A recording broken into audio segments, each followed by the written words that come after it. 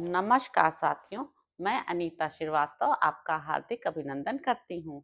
श्रीमद् वाल्मीकि रामायण में आज का प्रसंग है राक्षसियों के मुख से एक वानर के द्वारा वृंदावन के विध्वंस का समाचार सुनकर रावण का किंकर नामक राक्षसों को भेजना और हनुमान जी के द्वारा उन सबका संहार। उधर पक्षियों के कोलाहल और वृक्षों के टूटने की आवाज सुनकर समस्त लंका निवासी भय से घबरा उठे। पशु और पक्षी भयभीत होकर भागने तथा आर्तनाद करने लगे। राक्षसों के सामने भयंकर अपशकुन प्रकट होने लगे।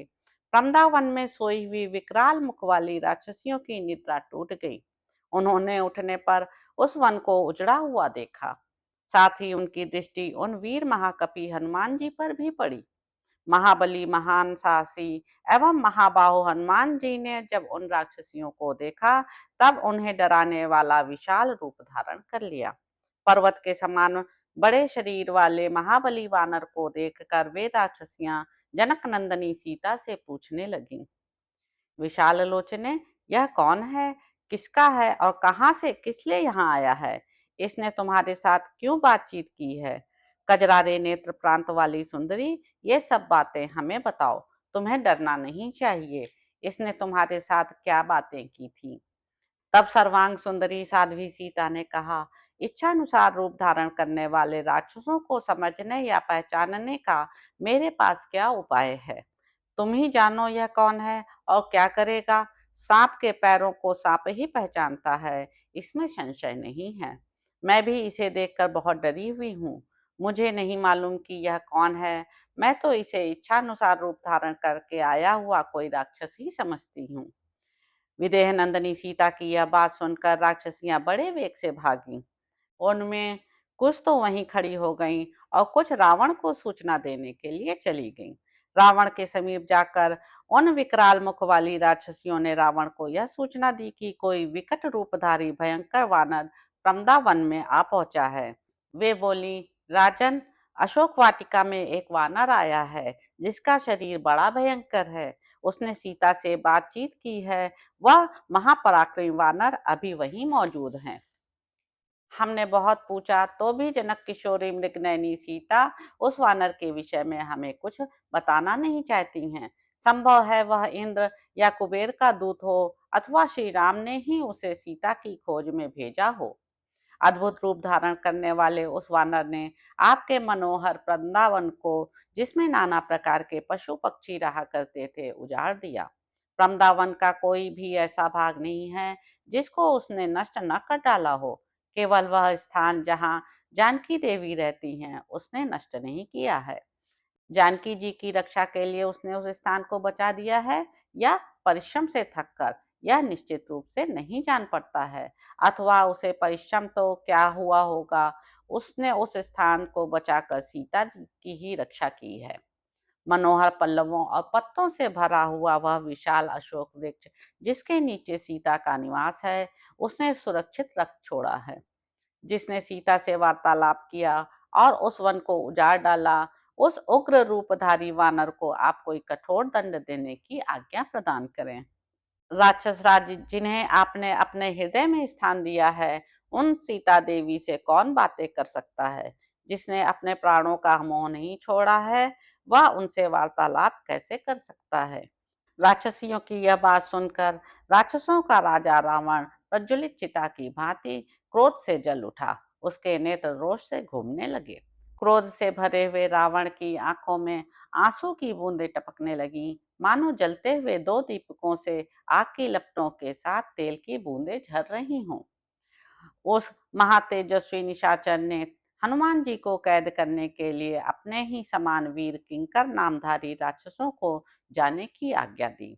राजा की आज्ञा पाकर 80,000 वेगवान किंकर हाथों में कूट और मुगदर लिए उस महल से बाहर निकले।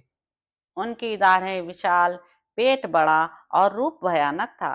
वे सबके सब महान बली, युद्ध के अभिलाषी और हनुमान जी को पकड़ने के लिए उत्सुक थे।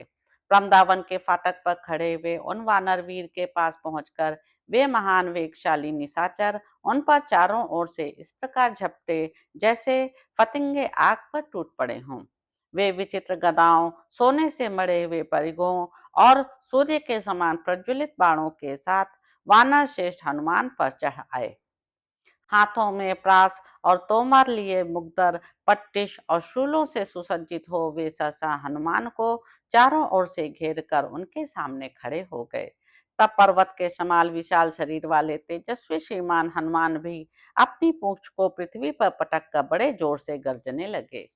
पवन पुत्र हनुमान अत्यंत विशाल शरीर धारण करके अपनी पूंछ फटकारने और उसके शब्द से लंका को प्रतिध्वनित करने लगे।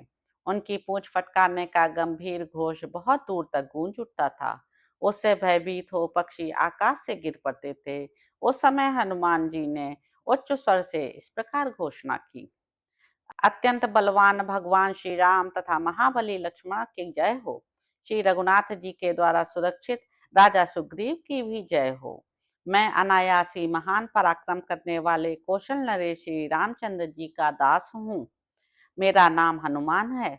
मैं वायु का पुत्र तथा शत्रु सेना का संहार करने वाला हूँ। जब मैं हजारों वृक्ष और पत्थरों से प्रहार करने लगूंगा, उस समय सहस्त्रों रावण मिलकर भी युद्ध में मेरे बल की समानता अथवा मेरा सामना नहीं कर सकते। मैं लंकापुरी को तहस नहस कर डालूंगा और मिथिलेश कुमारी सीता को प्रणाम करने के अनंतर सब राक्षसों के देखते देखते अपना कार्य सिद्ध करके जाऊंगा। हनुमान जी की इस गर्जना से समस्त राक्षसों पर भय एवं आतंक छा गया। उन सब ने हनुमान जी को देखा। वे संध्या काल के ऊंचे मेघ के समान लाल एवं विशाल काय दिखाई देते थे। हनुमान जी ने अपने स्वामी का नाम लेकर स्वयं ही अपना परिचय दे दिया, इसलिए राक्षसों को उन्हें पहचानने में कोई संदेह नहीं रहा। वे नाना प्रकार के भयंकर अस्त्र शस्त्रों का प्रहार करते हुए चारों ओर से उन पर टूट पड़े। उन सूरवीर राक्षसों द्वारा सब ओर से घिर जाने पर महाबली हनुमान ने फाटक पर रखा हुआ एक भयंकर लोहे का परिघ उठा लिया। जैसे विंतानंदन गरुड़ ने छटपटाते हुए सर्प को पंजों में दाग रखा हो, उसी प्रकार उस परिघ को हाथ में लेकर हनुमान जी ने उन निशाचरों का संहार आरंभ किया। वीर पवन कुमार उस परिघ को लेकर आकाश में विचरने लगे, जैसे सहस्त्र नेत्रधारी इंद्र अपने वज्र से दैत्यों का वध करते हैं। उसी प्रकार उन्होंने उस परिघ से सामने आए हुए समस्त राक्षसों को मार डाला। उन किंकर नामधारी राक्षसों का वध करके महावीर पवन पुत्र हनुमान जी युद्ध की इच्छा से पुनः उस फाटक पर खड़े हो गए। तदंतर वहां उस भय से मुक्त हुए कुछ राक्षसों ने जाकर रावण को यह समाचार निवेदन किया कि समस्त किंकर नामक राक्षस मार डाले गए। राक्षसों की उस विशाल सेना को मारी गई सुनकर राक्षस राज रावण की आंखें चढ़ गईं और उसने प्रहस्त के पुत्र, जिसके पराक्रम की कहीं तुलना नहीं थी तथा युद्ध में जिसे परास्त करना नितांत कठिन था, हनुमान जी का सामना करने के लिए भेजा। तो इस प्रकार साथियों, सुंदर कांड में निहित 42वां सर्ग यहाँ पर समाप्त होता है। इसके अगले अंक में आप जानेंगे कि हनुमान जी के द्वारा चैत्य प्रासाद का विध्वंस तथा उसके रक्षकों का वध। तो अब आपसे अगले अंक में मुलाकात होगी। आपका सहयोग सर्वथा अपेक्षित है। मेरे YouTube चैनल संवाद विद अनीता को लाइक करें, शेयर करें, सब्सक्राइब करें। धन्यवाद साथियों।